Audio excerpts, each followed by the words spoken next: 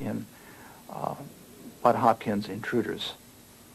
Kathy Davis also has had a string of encounters over the years.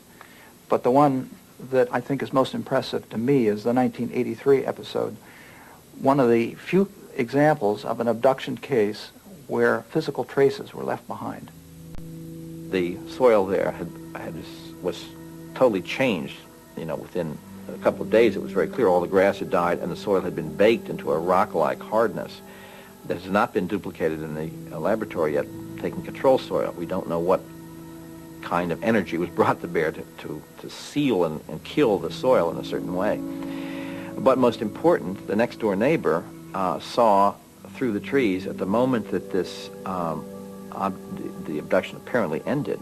She saw a gigantic flash just exactly in that spot, and some object started to come over her house, making a roaring sound which was interfering with the electricity. She was in a total panic. She thought there was perhaps an earthquake happening. The lights began to flicker, and finally all the lights went out.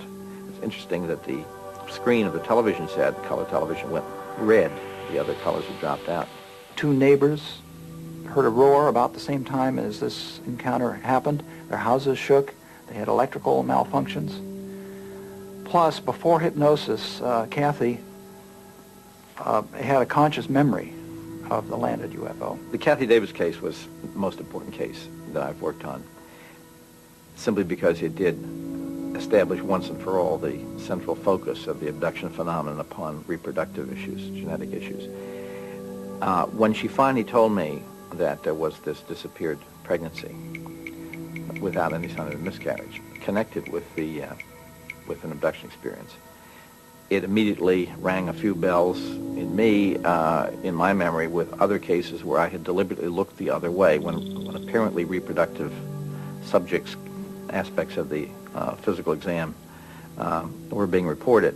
One of the reasons why allegedly aliens are taking people, particularly, well, both men and women really, is to get genetic samples of their actual sperms and egg. Now, on the surface, this doesn't make much sense. In fact, genetically, biologically, I can't think of hardly any reason why they would be doing this. But, okay, nevertheless, not only do they seem to take such samples, but sometimes women report what we call false pregnancies, which is that they are literally pregnant, and they think the pregnancy was induced by these creatures.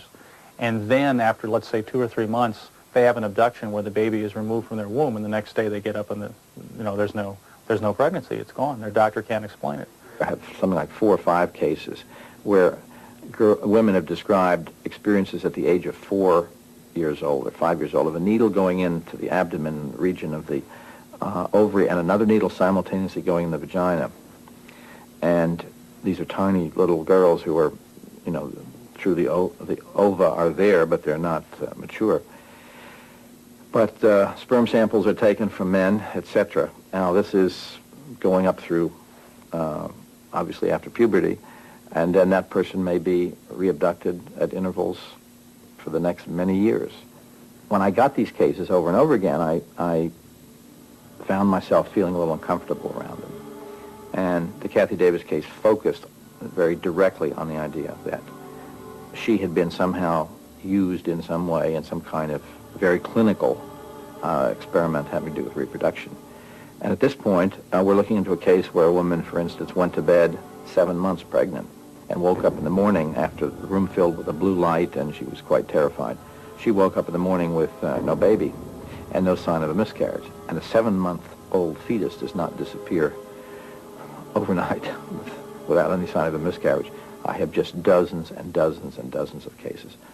But this establishes what I think is the central purpose of the whole thing. There's some kind of attempt to create some sort of hybrid creature or race or species or who knows what to call it.